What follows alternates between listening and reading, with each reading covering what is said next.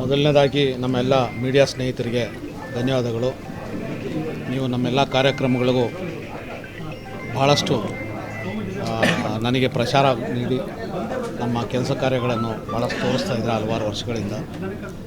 ಮತ್ತು ಇವತ್ತು ಇದು ಹುಟ್ಟಿದಬ್ಬ ಅನ್ನೋದು, ನಾವು ಹುಟ್ಟಿದಬ್ಬಕ್ಕಿಂತ ನಾವೆಲ್ಲ ಹಳೆಯ ಸ್ನೇಹಿತರು ಸೇರೋದಕ್ಕಾಗಿ ಇದೊಂದು ಸಂದರ್ಭ ಅಂತ ಮಾಡ್ಕೊಂಡಿದ್ದೀವಿ. ಮುಖ್ಯವಾಗಿ ನಾವು ಹುಟ್ಟುಹಬ್ಬ ಮಾಡಬೇಕು ಬೇಡ ಅನ್ನೋದು ಭಾಳಷ್ಟು ಸತಿ ನಾನೇ ಹೇಳಿದ್ದೀನಿ ಬೇಡ ಮಾಡೋದು ಅಂತ. ಆದರೆ ಎಲ್ಲರೂ ಇಲ್ಲ, ಇದು ಹಲವಾರು ವರ್ಷಗಳಿಂದ ನಾವೆಲ್ಲ ಸೇರ್ತಾ ಇದ್ವಿ.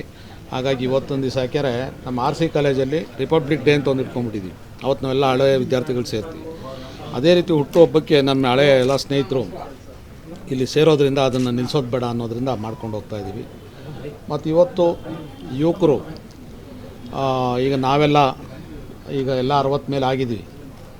ಆದರೆ ಇವತ್ತಿನ ಯುವಕರು ಹಿಂದೆ ಇದ್ದಂಥ ಯುವಶಕ್ತಿ ಆಗಲಿ ವಿದ್ಯಾರ್ಥಿ ಶಕ್ತಿ ಆಗಲಿ ಕಡಿಮೆ ಆಗ್ತಾಯಿದೆ. ಮತ್ತು ಇವತ್ತಿನ ರಾಜಕೀಯ ಮೌಲ್ಯಗಳು ಕಡಿಮೆ ಆಗ್ತಾಯಿದೆ. ತತ್ವ ಸಿದ್ಧಾಂತ ಅನ್ನೋದು, ಸಮಾಜ ಮತ್ತು ಸೇವೆ ಮನೋಭಾವ ಅನ್ನೋದು ಎಲ್ಲವೂ ಕಡಿಮೆ ಆಗ್ತಾಯಿದೆ.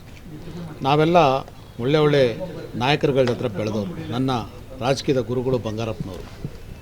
ಅದಾದಮೇಲೆ ನಾನು ಜೀವರಾಜ್ ಅವ್ರ ಜೊತೆ, ರಾಮಕೃಷ್ಣ ಹೆಗಡೆ ಅವ್ರ ಜೊತೆ, ಜಯೇಶ್ ಪಟೇಲ್ ಅವ್ರ ಜೊತೆ, ಸಿದ್ದರಾಮಯ್ಯನವ್ರ ಜೊತೆ, ಈ ರೀತಿ ಅನೇಕ ಒಳ್ಳೆ ನಾಯಕರ ಜೊತೆ ನಾನು ಕೆಲಸ ಮಾಡಿದ್ದೀನಿ. ರಾಜ್ಯ ಜನತಾದಳ ಅಧ್ಯಕ್ಷನಾಗಿ ದೇವೇಗೌಡರ ಅಧ್ಯಕ್ಷರಾಗಿದ್ದಾಗ ಅವ್ರ ಜೊತೆ ರಾಜ್ಯ ಜನತಾದಳ ಪ್ರಧಾನ ಕಾರ್ಯದರ್ಶಿಯಾಗಿದ್ದೆ. ಮತ್ತು ಜಯೇಶ್ ಪಟೇಲ್ ಅವರು ಪಕ್ಷದ ಅಧ್ಯಕ್ಷರು, ಸಿದ್ದರಾಮಯ್ಯನವರು ಪಕ್ಷದ ಮಹಾಪ್ರಧಾನ ಕಾರ್ಯದರ್ಶಿಯಾಗಿದ್ದಾಗ ನಾನು ರಾಜ್ಯ ಯುವ ಜನತಾದಳ ಅಧ್ಯಕ್ಷನಾಗಿ ಕೆಲಸ ಮಾಡಿದ್ದೀನಿ. ಮತ್ತು ಬಂಗಾರಪ್ಪನವರು ಪಕ್ಷದ ಕ್ರಾಂತಿರಂಗ ಪಕ್ಷ ಅಧ್ಯಕ್ಷನಾಗಿದ್ದಾಗ ನಾನು ವಿದ್ಯಾರ್ಥಿ ಕ್ರಾಂತಿರಂಗದ ರಾಜ್ಯ ಅಧ್ಯಕ್ಷನಾಗಿದ್ದೀನಿ. ಮತ್ತು ಬಸವರಾಜ ಬೊಮ್ಮೆಯವರು ನಾವಿಬ್ಬರು ಒಟ್ಟಿಗೆ ಜನರಲ್ ಸೆಕ್ರೆಟರಿ ಆಗಿದ್ದೀವಿ. ಈ ರೀತಿ ಹಲವಾರು ಮುಖ್ಯಮಂತ್ರಿಗಳ ಕೆಳಗೆ ನಾನು ಕೆಲಸ ಮಾಡಿದ್ದೀನಿ. ಮತ್ತು ಆಗಿನ ರಾಜಕೀಯಕ್ಕೂ ಈಗಿನ ರಾಜಕೀಯಕ್ಕೂ ಬಹಳಷ್ಟು ವ್ಯತ್ಯಾಸಗಳಿದೆ, ತಾವೆಲ್ಲ ನೋಡ್ತಾ ಇದ್ದೀರ. ಅದಾದಮೇಲೆ ಇಶ್ಯೂ ಬೇಸ್ಡ್ ರಾಜಕೀಯ ಶುರುವಾಯಿತು. ಈಗಂತೂ ಬಿಸ್ನೆಸ್ ರಾಜಕೀಯ ಆಗ್ಬಿಟ್ಟಿದೆ. ಮತ್ತು ಒಂದು ರೀತಿ ಸ್ಟ್ರಾಟಜಿ ರಾಜಕೀಯ, ಕುತಂತ್ರಿ ರಾಜಕೀಯ, ಯಾರ್ಯಾರ ಮೇಲೋ ಎತ್ಕಟ್ಟೋದು. ಬರೀ ಈಗ ಜನಕ್ಕಿಂತ ಜನ ಹಿತಾಸಕ್ತಿನೇ ಹೊರಟಾಗ್ತಾ ಇದೆ. ನೀವು ದೇಶ ಧರ್ಮ ನಿಜ, ನಾವು ಹಿಂದೂಗಳೇ, ನಮಗೂ ದೇವರಿದ್ದಾರೆ, ನಾವು ದೇವ್ರನ್ನ ಮಾಡ್ತೀವಿ. ಆದರೆ ಬರೀ ನಾವು ದೇಶ ಧರ್ಮ ಅಂದ್ಕೊಂಡು ಜನರೈತ ಇವತ್ತು ತೆರಿಗೆಗಳಂತೂ ಕೂತ್ಕೊಂಡ್ರು ತೆರಿಗೆ, ನಿಂತ್ಕೊಂಡ್ರು ತೆರಿಗೆ, ಅದು ಯಾವಾಗ ಉಸಿರಾಡೋಕ್ಕೆ ನೀರು ಕುಡಿಯೋಕ್ಕಾಗ್ತಾರೋ ಗೊತ್ತಿಲ್ಲ, ಅಷ್ಟು ತೆರಿಗೆಗಳಾಗ್ಬಿಟ್ಟಿದೆ. ಅದೆಲ್ಲ ಕಡಿಮೆ ಆಗಬೇಕು. ಜಿ ಎಸ್ ಟಿನೂ ಅಂತೂ ನಾವು ಇನ್ಕಮ್ ಟ್ಯಾಕ್ಸು ಕೊಡ್ತೀವಿ, ಹೋಗಲಿ ಇನ್ಕಮ್ ಮೇಲೆ ಏನಾದರೂ ಆದರೂ ಪರವಾಗಿಲ್ಲ.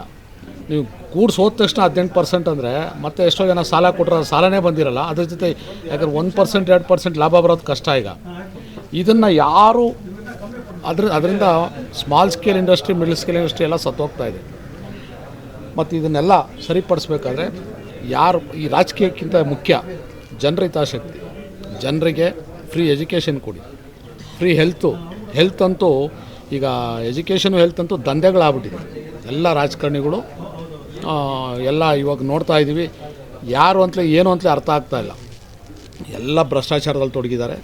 ಹಾಗಾಗಿ ಇದನ್ನೆಲ್ಲ ಬಿಟ್ಟು ನೀವು ಫ್ರೀ ಕೊಡೋದನ್ನು ಕೂಡ ಅದನ್ನು ಸ್ವಲ್ಪ ಜವಾಬ್ದಾರಿ ಇರಬೇಕು. ನೀವು ಓಟ್ಗಳಿಗೋಸ್ಕರ ಫ್ರೀ ಕೊಡೋದಲ್ಲ, ಜನರಿಗೆ ಕಷ್ಟ ಇದ್ದರೆ ಕೊಡಿ. ದುಡಿಯೋವನ್ನು ತೊಗೊಂಡೋಗಿ ಫ್ರೀ ಬೀಸ್ ಕೊಟ್ಟು ಅವ್ರನ್ನೂ ಹಾಳು ಮಾಡ್ತೀರಾ. ಅದು ಸೈಟ್ಗಳು ಬರೀ ನಿಮ್ಮ ಚೈಲಾಗಳು ಚಮಚಗಳಿಗೆ ಸಿಗುತ್ತೆ ಹೊರತು ಜನಸಾಮಾನ್ಯರಿಗೆ ಸಿಗೋಲ್ಲ.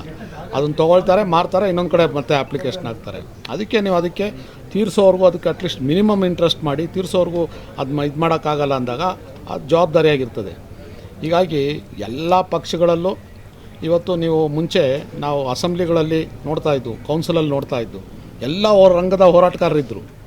ಆದರೆ ಇವತ್ತು ಬ್ಲ್ಯಾಕ್ ಲಿಸ್ಟಲ್ಲಿರೋ ಕಾಂಟ್ರಾಕ್ಟ್ಗಳಿರ್ಬೋದು, ಕಳ್ಳರು, ಕದೀಮ್ರು, ಇಂಥವ್ರಿಗೆ ನಾವು ಹೋರಾಟ ಮಾಡಿದವ್ರನ್ನೆಲ್ಲ ರೌಡಿಗಳು ಅನ್ನೋ ಮಟ್ಟಕ್ಕೆ ಹಾಕ್ತಾರೆ. ರೌಡಿಗಳು ಮರ್ಡರ್ ಮಾಡಿದವರೆಲ್ಲ ಇವತ್ತು ಅಸೆಂಬ್ಲಿಯಲ್ಲಿ ಮಂತ್ರಿಗಳಾಗಿದ್ದಾರೆ. ಇದು ನಾಚಿಕೆಗೇಡಿನ ವಿಚಾರ. ಅದರಿಂದ ಇದು ಹೋಗಬೇಕು. ಇದಕ್ಕೆ ಜನರು ಕೂಡ ಹೊಣೆನೇ. ಜನರು ಇವತ್ತು ನೀವು ಬರೀ ಪಕ್ಷ ಮತ್ತು ದುಡ್ಡು ಜಾತಿ ನೋಡೋಕ್ಕೆ ಹೋಗ್ಬೇಡಿ. ಒಳ್ಳೆ ಯಾರು ನಿಮಗೆ ಸೇವೆ ಮಾಡ್ತಾರೆ ಅಂಥವ್ರನ್ನ ಆರಿಸಿದ್ರೆ ಈ ದೇಶಕ್ಕೆ ಮುಂದಕ್ಕೆ ಉದ್ಧಾರ ಆಗುತ್ತೆ. ಇದು ಯುವಕರು ಕೂಡ ಇವತ್ತು ಯುವಶಕ್ತಿ ಇದನ್ನು ಅರ್ಥ ಮಾಡ್ಕೋಬೇಕು. ಯುವಶಕ್ತಿ ಹೆಚ್ಚೆಚ್ಚಾಗಿ ಬರಬೇಕು. ಮೊದಲು ಬಂದಾಗ ಮೋದಿರವರು ನಾನು ಯುವಶಕ್ತಿನೇ ಎಲ್ಲ ಮಾಡ್ತೀನಿ ಅಂತ ಹೇಳಿದ್ರು. ಅದೆಲ್ಲಿ ಗಾಳಿಗೆ ಹೊಟ್ಟೋಯ್ತೋ ಗೊತ್ತಿಲ್ಲ. ಇವಾಗ ಯುವಕರು ಹುಡುಕಿದ್ರು ಒಂದು 2-3 ಸಿಗೋಲ್ಲ. ಅಲ್ಲಿ ಎಲ್ಲ ವಯಸ್ಸಾದವರೇ ಇದ್ದಾರೆ. ಎಲ್ಲ 50ರೊಳಗಿರೋರು ಮಾಡ್ತೀನಿ, 40ರಲ್ಲಿರೋರು ಮಾಡ್ತೀನಿ ಅಂತ ಹೇಳಿದ್ರು. ಅದೇ ರೀತಿ ಕಾಂಗ್ರೆಸ್ನಲ್ಲೂ ಕೂಡ ನಾಯಕತ್ವ ಇಲ್ಲ. ಮತ್ತು ಪ್ರತಿಯೊಬ್ಬರ ಮೇಲೂ ಅಟ್ಯಾಕು, ನೀವು ಆಪ್ ಮೇಲೆ ಅಟ್ಯಾಕು, TMC ಮೇಲೆ ಅಟ್ಯಾಕು, TDP ಮೇಲೆ ಅಟ್ಯಾಕು, ಈ ಥರ ರಾಜಕೀಯ ದ್ವೇಷದ ರಾಜಕೀಯ ಆಗ್ಬಿಟ್ಟಿದೆ. ಮತ್ತು ಎಲ್ಲ ನಮ್ಮ ಸೇವೆ ಮಾಡಬೇಕಾಗಿರೋಂಥವ್ರು ED ಆಗಿರ್ಬೋದು, ಇನ್ಕಮ್ ಟ್ಯಾಕ್ಸ್ ಆಗಿರ್ಬೋದು, CBI ಆಗಿರ್ಬೋದು, ಕೋರ್ಟ್ ಆಗಿರ್ಬೋದು, ಪ್ರೆಸ್ ಆಗಿರ್ಬೋದು, ಪೊಲೀಸ್ ಆಗಿರ್ಬೋದು, ಇವೆಲ್ಲವೂ ಕೂಡ ಇವತ್ತೇನಾಗ್ತಾಯಿದೆ ಅಂದರೆ ಯಾರ್ದೋ ಕೈ ಕೆಳಗೆ ಗೊಂಬೆಗಳಾಗಿ ರಾಜಕೀಯ ನಡ್ತಾಯಿದೆ. ಅದರಿಂದ ಇವೆಲ್ಲ ಹೋಗಬೇಕು. ಎಲ್ಲ ಯುವಕರು, ವಿದ್ಯಾರ್ಥಿಗಳು ಎಚ್ಚೆತ್ಕೋಬೇಕು. ನಾವೆಲ್ಲ ವಿದ್ಯಾರ್ಥಿ ನಾಯಕರಾಗಿ ಬಂದವರು. ಹಾಗಾಗಿ ನಮ್ಮದೆಲ್ಲ ಏನೇ ಕೇಸ್ ಇದ್ದರೂ ಕೂಡ ಹೋರಾಟದ ಕೇಸ್ಗಳಿತ್ತು. ಆದರೆ ಇವತ್ತು ಹೋರಾಟ ಮಾಡಿರೋ ಕೇಸ್ ಹಾಕ್ಸ್ಕೊಂಡವನು ಬೇಕಾದ್ರೆ ಗುಂಡ ಅಂತಾರೆ, ಗೂಂಡಾ ಕೇಸ್ ಹಾಕ್ಸ್ಕೊಂಡವನು, ಮರ್ಡರ್ ಕೇಸ್ ಹಾಕ್ಸ್ಕೊಂಡವನು ನಾಯಕ ಅಂತಾರೆ. ಮತ್ತು ವಿಪರ್ಯಾಸ ಅಂದರೆ ಇವತ್ತು ಚಿತ್ರನಟರನ್ನೇ ಅಭಿಮಾನಿಸಿ, ಬೇಡ ಅನ್ನಲ್ಲ, ಯಾಕಂದ್ರೆ ಅವ್ರ ಅಭಿಮಾನಕ್ಕೆ ಅಭಿಮಾನಿಸಿ. ಇವತ್ತು ರಾಜ್ಕುಮಾರ್ ಅಂತವ್ರು ಮೇರು ನಟರೆಲ್ಲ ಇದ್ದಾರೆ, ಅವರೆಲ್ಲ ಹೇಗೆ ನಡ್ಕೊಂಡ್ರು ಕೆಲವು ಕಲಿಬೇಕು ಅದನ್ನು. ಆದರೆ ಕೆಲವರು ಕಣ್ಣು ಮುಂದೆನೇ ಅವ್ರು ಏನೇನು ಕ್ರೈಮ್ ಮಾಡ್ತಾರೆ, ಕ್ರಿಮಿನಲ್ಸ್ ಆಗ್ತಾರೆ ಅಂಥವ್ರನ್ನ ಆರಾಧಿಸ್ತಾರೆ. ನಿಮ್ಮ ಅಪ್ಪ ಅಮ್ಮನ ಬಿಟ್ಬಿಡ್ತೀರಾ? ಆರಾಧಿಸಿ, ಬೇಡ ಅಂತ ಯಾರನ್ನೂ ಹೇಳಲ್ಲ. ಅವ್ರ ನಟನೇನ ಆರಾಧಿಸಿ, ಅವ್ರನ್ನ ಯಾವ ನಟರಾಗಿರ್ಬೋದು ಅವ್ರನ್ನ ಆರಾಧಿಸಿ, ನಾವು ಬೇಡ ಅನ್ನಲ್ಲ. ಆದರೆ ಯಾವ ಮಟ್ಟಕ್ಕೆ ಅಂಧಾಭಿಮಾನಿಗಳು, ನೀವು ಅವ್ರು ನಿಮ್ಗೆ ಏನು ಮಾಡಿದ್ದಾರೆ? ಏನೂ ಮಾಡಲ್ಲ. ಕೆಲವು ನಟರು ಬಿಟ್ಟರೆ ಇನ್ಯಾರೂ ಏನೂ ಮಾಡಿಲ್ಲ. ಅವ್ರನ್ನ ನೀವು ಅವ್ರು ಮಾಡಿದ್ದೆಲ್ಲ ಸಮರ್ಸ್ಕೊಂಡು ಮನೆ ಮಠ ಬಿಟ್ಟು ನಿಮ್ಮ ಲೈಫ್ ಹಾಳು ಮಾಡ್ಕೋತೀರ. ಇದು ನನ್ನ ಮನವಿ. ದಯವಿಟ್ಟು ಎಲ್ಲ ಯುವಕರು ಎಚ್ಚೆತ್ಕೊಂಡು, ಇವತ್ತಿನ ದೇಶದ ಜನ ಭಾಳ ಕಷ್ಟದಲ್ಲಿದ್ದಾರೆ. ನೀವು GSTಗಳು ತೊಗೊಂಡಿದ್ದೇನೆ ಸಮೃದ್ಧಿ ಆಗೈತೆ ದೇಶ ಅಂತ ಹೇಳೋದಲ್ಲ. ವಿಧಿ ಇಲ್ಲದೆ ಕಟ್ತಾ ಇದ್ದಾರೆ ಎಲ್ಲರೂ ಟ್ಯಾಕ್ಸು. ಬಲವಂತವಾಗಿ ಟ್ಯಾಕ್ಸ್ ಕಟ್ಟಿಸ್ಕೋತೀರಾ, ಅದರಿಂದ ಇವತ್ತೆಲ್ಲ ತೋರಿಸ್ತಾ ಇದ್ದಾರೆ. ಅದಾಗಬಾರ್ದು. ಜನರಿಗೆ ಮುಖ್ಯವಾಗಿ ಅವರು ನಿಜವಾಗ್ಲೂ ನನ್ನ ನಂಬಿಕೆಯಿಂದ ದೇಶದಲ್ಲಿ ಬದುಕ್ಬೋದು ಅನ್ನೋದು ಬರಬೇಕಾಗಿದೆ. ಹಾಗಾಗಿ ನಾವೆಲ್ಲರೂ ಕೂಡ ನಮ್ಮ ಜವಾಬ್ದಾರಿ ಇದೆ. ನಮ್ಗೆ ಇವಾಗ ವಯಸ್ಸಾಯಿತು ಅಂತ ನಾವು ಯಾರೂ ಕೂತ್ಕೊಳ್ಳಿಲ್ಲ. ಧಾರ್ಮಿಕ ಸೇವೆ ಇರ್ಬೋದು, ಕಾರ್ಮಿಕ ಸೇವೆ ಇರ್ಬೋದು, ಇವತ್ತಿಗೂ ಕೂಡ ಯಾವುದೋ ಒಂದು ರಂಗದಲ್ಲಿ ಸೇವೆ ಮಾಡ್ಕೊಂಡು ಬರ್ತಾಯಿದ್ವಿ. ಹಾಗಾಗಿ ಈ ದೇಶ ಉಳಿಬೇಕಾದ್ರೆ ನಾವೆಲ್ಲ ಎಚ್ಚೆತ್ಕೋಬೇಕು. ಮತ್ತು ನಮ್ಮ ಮೀಡಿಯಾ ಮಿತ್ರರು ಕೂಡ ಇವತ್ತು ಮೀಡಿಯಲ್ಲೂ ಕೂಡ ಎಲ್ಲೋ ಜರ್ನಲಿಸಮ್ ಬಂದ್ಬಿಟ್ಟಿದೆ. ಈಗ ಸತ್ಯನ ನೋಡ್ಸೋರು ಕೆಲವರೇ ಆಗ್ತಿದ್ದಾರೆ. TRP, ದುಡ್ಡು, ಇವೆರಡೇ ಮುಖ್ಯ ಆಗ್ತಿದ್ರೆ ಅವಾಗ ನಿಮಗೆ ಬೇರೆಯವ್ರನ್ನ ಕೇಳೋಕ್ಕೆ ನೈತಿಕ ಹಕ್ಕೇ ಇರೋದಿಲ್ಲ. ಹಾಗಾಗಿ ದಯವಿಟ್ಟು ನಿಮ್ಮಲ್ಲಿ ಮನವಿ ಮಾಡ್ಕೋತೀನಿ, ಸತ್ಯನ ತೋರಿಸಿ, ಎಲ್ಲೆಲ್ಲಾಗುತ್ತೋ ಅಲ್ಲಲ್ಲಿ ನೀವು ಆದಷ್ಟು ಈ ದೇಶಕ್ಕಾಗಿ ನಿಮ್ಮ ಸೇವೆ ಕೊಡುಗೆಗಳು ಇರಬೇಕು ಅಂತ ನನ್ನ ಯೂಟ್ಯೂಬ್ ದಿವಸ ಬಂದು ನನಗೆ ಶುಭ ಹಾರೈಸಿದಂಥ ಎಲ್ಲ ಸ್ನೇಹಿತರಿಗೂ, ನಮ್ಮ ಬಂಧು ಮಿತ್ರರಿಗೂ ನನ್ನ ಧನ್ಯವಾದಗಳು. RV ಹರೀಶ್ ಅವರದು ಹುಟ್ಟಿದ ಹಬ್ಬದ ಒಂದು ಸಂಭ್ರಮ ಆಚರಣೆ ನಡೀತಾ ಇದೆ. ಇವತ್ತಿಂದ ಅವರು ಭಾಳ ಸಿಂಪಲಾಗಿ ಮಾಡೋಣ, ಇವೆಲ್ಲ ಆರಂಭರ ಬೇಡ ಅಂತ ಅವರು ಹೇಳಿದರು ಸಹ ಅವರ ಕಾರ್ಯಕರ್ತರು, ಅಭಿಮಾನಿಗಳು ಅವರು ಮಾಡುವಂಥ ಸೇವೆಗಳ ಬಗ್ಗೆ ಎಲ್ಲರೂ ನೆನೆಸ್ಕೊಂಡು, ಇಲ್ಲ ಸರ್ ಏನಾದರೂ ಮಾಡಿ ನೀವು ಆಚರಣೆ ಮಾಡಲೇಬೇಕು ಅಂತೇಳಿ ನಾವು ಆಚರಣೆ ಮಾಡ್ತಾಯಿದ್ವಿ. ನಾನು ನಾಗನಾಥ್ ಹಿಂದೂ ಮಜ್ದೂರ್ ಸಭಾ ಪ್ರಧಾನ ಕಾರ್ಯದರ್ಶಿ ಆಗಿದ್ದೇನೆ. ಇವರು ಆರ್ಗನೈಸ್ ಸೆಕ್ರೆಟರಿ ರವಿ ಅವರು. ಇವರು ಅವ್ರಿಗೂ ಜೊತೆಯಲ್ಲಿ HMS ಅಲ್ಲಿರೋರು, ಹೆಸರು ಶ್ರೀಧರ್ ಅನ್ನೋರು, ಸಾರಿ. ಸೊ ಇವತ್ತು ನಾವು ಬಂದು ಅವರಿಗೆ ಬರ್ತ್ಡೇ ವಿಶಸ್ನ ಹೇಳೋಕ್ಕೆ ಬಂದಿದ್ವಿ. ನಮ್ಮ HMSನ ಅವರು ರಾಜ್ಯಾಧ್ಯಕ್ಷರಾಗಿದ್ದಾರೆ, HMSದು ಕರ್ನಾಟಕ. ಮತ್ತು ವೆಂಕಟೇಶ ದೇವಸ್ಥಾನ ಏನಿದೆ ಅಲ್ಲಿ ಅದರ ಅಧ್ಯಕ್ಷರು, ಮತ್ತು ಸ್ಟೂಡೆಂಟ್ಸ್ ಯೂನಿಯನ್ದು ಇದರಲ್ಲಿ ಅಧ್ಯಕ್ಷರಾಗಿದ್ದಾರೆ. ಅದ್ರ ಬಗ್ಗೆ ಎಲ್ಲರೂ ಅಭಿಮಾನಿಗಳು ಬಂದಿದ್ವಿ.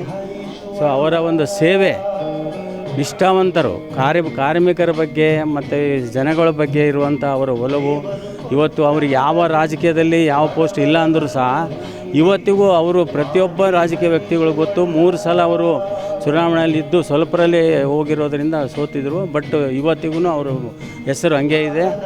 ಎಲ್ಲರೂ ಅವ್ರಿಗೆ ಇಷ್ಟಪಡುವಂಥದ್ದು. GTTCಯಲ್ಲಿ ಅವರ ಅಧ್ಯಕ್ಷರಾಗಿದ್ದಾರೆ, ಗೌರ್ಮೆಂಟ್ ಟೋಲ್ ರೂಮು. KSSIDCಯಲ್ಲಿನೂ ಇದ್ದಾರೆ, ನಾನು ಸೆಕ್ರೆಟ್ರಿ, ಅವರ ಅಧ್ಯಕ್ಷರು. ಸೊ ಈ ಥರ ಎಲ್ಲ ಕೆಲಸ ಕಾರ್ಯಗಳಲ್ಲಿ ಅವರು ಯಾವಾಗಲೂ ತೊಡಗಿರ್ತಾರೆ. ಯಾರಿಗೆ ಕಷ್ಟ ಅಂದರೆ ಇಮ್ಮಿಡಿಯೇಟಾಗಿ ಅಟೆಂಡ್ ಆಗ್ತಾರೆ. ಯಾರದೇ ಪ್ರಾಬ್ಲಮ್ ಇದೆ ಅಂದರೂ ಬಂದು ನೋಡ್ತಾರೆ. ಪ್ರತಿಯೊಂದು ಮದುವೆ ಆಗಲಿ, ಗೃಹಪ್ರವೇಶ ಆಗಲಿ, ಡೆತ್ ಆದರೆ ಯಾವುದಕ್ಕೂ ಮಿಸ್ ಮಾಡದೆ ಅದು ಒಂದು ಅಭಿಮಾನ ಅವರು ಇಟ್ಕೊಂಡಿದ್ದಾರೆ. ಯಾವುದೋ ಆಸೆ ಇಟ್ಕೊಂಡಿಲ್ಲ, ಯಾರ ಬಗ್ಗೆ ಅವ್ರಿಗೆ ತೊಂದರೆ ಕೊಟ್ಟಿಲ್ಲ. ಯಾರಿಗೂ ಫೈನಾನ್ಷಿಯಲಿ ಕೊಡಿ ಅಂತ ಅವ್ರು ಏನೋ ಕಷ್ಟದಲ್ಲಿದ್ದರೂ ಒಬ್ಬರಿಗೂ ಅವ್ರು ಕೇಳೋರಲ್ಲ. ಯಾವುದು ಕೊಡ್ತೀನಂದರೂ ಬೇಡ ಅನ್ನೋವಂಥ ವ್ಯಕ್ತಿ. ಇಂಥ ವ್ಯಕ್ತಿಗೆ ನಾವು ಮರೆಯದೇ ಅವ್ರನ್ನ ಈ ಜನ್ಮದಿನದ ಶುಭಾಶಯಗಳು ಕೊಡೋಕ್ಕೋಸ್ಕರ ನಾವೆಲ್ಲರೂ ಬಂದಿದ್ದೀವಿ ಸರ್. RV ಹರೀಶ್ ಅವರು ಯುವಕರ ನಾಯಕರವರು. ಅವರು ಬಂದು ವಿದ್ಯಾರ್ಥಿ ದಶೆಯಿಂದ ಅವರು ಆರ್ ವಿ ಕಾಲೇಜಲ್ಲಿ ಅಧ್ಯಕ್ಷರಾಗಿದ್ದಂಥವರು. ಅವರು ಎಲ್ಲರ ಪ್ರೀತಿಯ ನಾಯಕರು. ಅವ್ರಿಗೆ ಇವತ್ತು ನಾನು ಹುಟ್ಟುಹಬ್ಬದ ಶುಭಾಶಯಗಳು ಹೇಳ್ತಾ ಇದ್ದೀನಿ. ಹರಿವೇಶ್ವರು, ರಾಮಕೃಷ್ಣ ಹೆಗಡೆಯವರು, ಜೆ ಎಚ್ ಪಟೇಲರು, ಸಿದ್ದರಾಮಣ್ಣವರು, ದೇವೇಗೌಡರು ಅವ್ರ ಕಾಲದ ನಾಯಕರು. ಆ ಕಾಲದಲ್ಲಿ ಅವರು ರಾಜ್ಯ ಯುವ ಜನತಾ ದಳ ಅಧ್ಯಕ್ಷರಾಗಿ ರಾಜ್ಯಾದ್ಯಂತ ಪ್ರವಾಸ ಮಾಡಿ ಒಳ್ಳೆ ನಾಯಕರಾಗಿದ್ದರು. ಅಧಿಕಾರ ಸಿಗಲಿಲ್ಲ ಅವ್ರಿಗೆ. ಯಾವತ್ತೂ MLA ಆಗಿ ಮಂತ್ರಿ ಆಗಬೇಕಾಗಿತ್ತು, ಆ ಅವಕಾಶ ಸಿಗಲೇ ಇಲ್ಲ. ರಾಜಾಜಿನಗರ ವಿಧಾನಸಭಾ ಕ್ಷೇತ್ರದ 2 ಬಾರಿ MLAಗೆ ಸ್ಪರ್ಧೆ ಮಾಡಿ ಕಡಿಮೆ ಅಂತರದಿಂದ ಸೋತರು. ಮಹಾಲಕ್ಷ್ಮಿ ಲೇಔಟಲ್ಲಿ ಕೇವಲ 3,000 ಮತಗಳಿಂದ ಸೋಲಬೇಕಾಯಿತು. 3 ಬಾರಿ ಕೂಡ ವಿಧಾನಸಭೆ ಚುನಾವಣೆಯಲ್ಲಿ ಅವರು ಸೋತರು. ಆದರೂ ಕೂಡ ಜನ ಇವತ್ತಿಗೂ ಕೂಡ ಜನಪ್ರಿಯ ನಾಯಕರಾಗಿದ್ದಾರೆ. ಮತ್ತೊಮ್ಮೆ ಅವರಿಗೆ ಹುಟ್ಟುಹಬ್ಬದ ಶುಭಾಶಯನ ಕೊಡ್ತೇನೆ.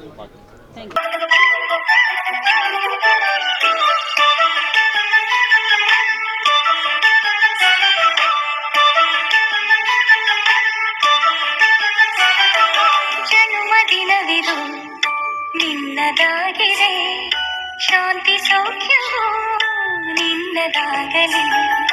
ಜನ್ಮದಿನವಿದು ನಿನ್ನದಾಗಿದೆ, ಶಾಂತಿ ಸೌಖ್ಯವೂ ನಿನ್ನದಾಗಲಿ.